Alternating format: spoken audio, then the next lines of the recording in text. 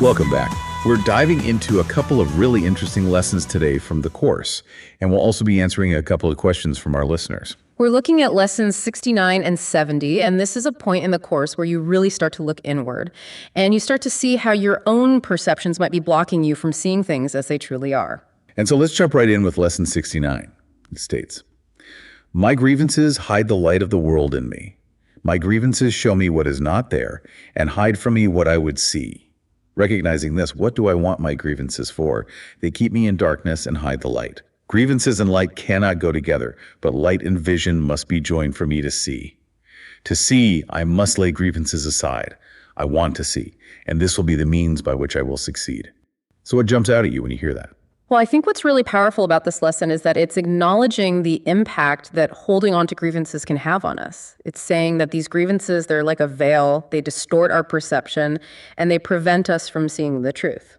Yeah, I like that. It's like looking through a window that's covered in dirt and grime. The view outside, which represents reality, it becomes really distorted. Exactly. And the lesson uses this metaphor of light and darkness to really drive that point home. It talks about the light of the world, which symbolizes our true nature, that inherent goodness and connection to something greater. But our grievances, they cast a shadow over that light, keeping us in darkness and preventing us from fully experiencing it. So when the lesson says, "My grievances show me what is not there and hide from me what I would see," it's really highlighting how these grievances can create a false reality for us, right? We become so fixated on past hurts, on perceived injustices, on what we feel we lack, that we become blind to the present moment and all the good that actually surrounds us. Absolutely. And it's so easy to get caught up in that cycle of negativity. Yeah. We replay past hurts in our minds. We dwell on what we feel has been done to us. And we allow those thoughts to shape how we see ourselves and the world around us. And I think that brings us perfectly to our first listener question for today. This listener asks, "Will there ever come a day when I no longer hold grievances?" What are your thoughts on that?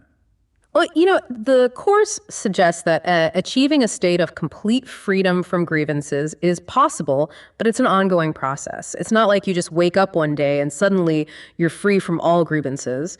It requires a conscious choice to forgive, to release the grip of the ego, which really thrives on those feelings of separation and victimhood. So it's been acknowledging that while that tendency to hold grievances might always be there, we actually have the power to choose how we respond to it.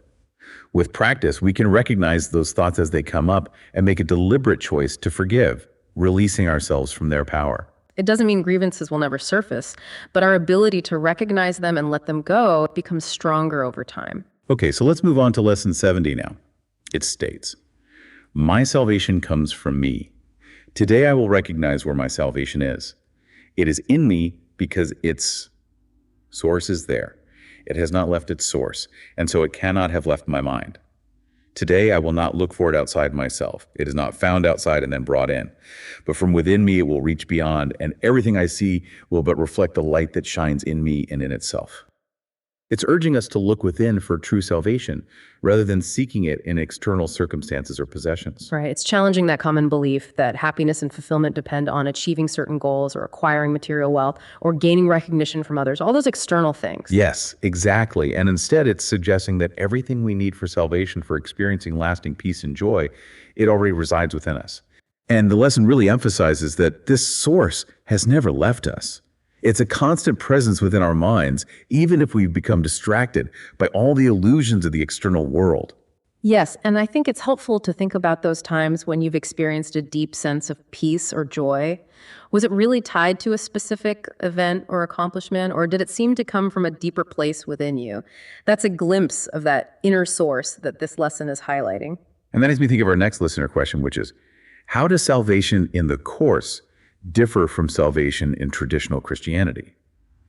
It's a good question, right? Because there are definitely some overlapping themes, but also some key differences. Right. Both the Course and traditional Christianity talk about salvation, but their approaches are different.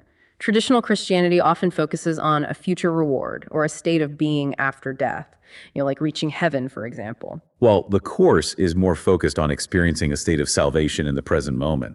It's about recognizing our inherent oneness with the divine and embracing forgiveness as a path to that inner peace. So it's more of an internal process rather than something that happens after we die. Exactly. And in traditional Christianity, the belief in Jesus Christ as the external source of salvation is very central. It's about being saved through God's grace. But in the Course, salvation arises from recognizing the divine essence that already resides within you. So it's not necessarily denying the teachings of Jesus, but it's reinterpreting his role as a teacher and a model for forgiveness, rather than solely as a figure who atones for humanity's sins. Right. And another key difference is in the concept of sin. Traditional Christianity often views sin as a transgression against God's laws, a moral failing that separates us from God. But the Course offers a slightly different perspective. In the Course, sin is more about a mistake in perception. It's a belief in separation from God that stems from the ego's thought system. So it's not about specific actions, but about a fundamental misunderstanding of our true nature. And this difference in understanding sin leads to a different view of atonement as well. In traditional Christianity, atonement is often defined as Jesus' sacrifice on the cross, paying the price for humanity's sins. But the Course sees atonement as a process of correcting our perception, releasing that belief in separation and forgiving ourselves and others. So it's about aligning our thoughts and actions with our inherent goodness and recognizing that unity that exists between us and all beings. It's an internal shift rather than an external act of redemption. And this also influences how heaven and hell are perceived. In traditional Christianity, they're often depicted as literal places, like destinations we go to after we die. But the Course has a more psychological interpretation. So heaven and hell are seen as states of mind. Heaven is the state of peace and joy that comes from recognizing our oneness with the divine, while hell is that state of suffering that's caused by the ego's belief in separation. So salvation in the Course involves experiencing heaven here and now by transforming our perception and choosing forgiveness.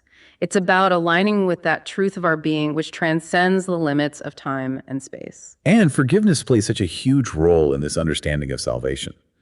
Traditional Christianity often views forgiveness as something that God grants us, while the Course positions forgiveness as the central practice for actually achieving salvation.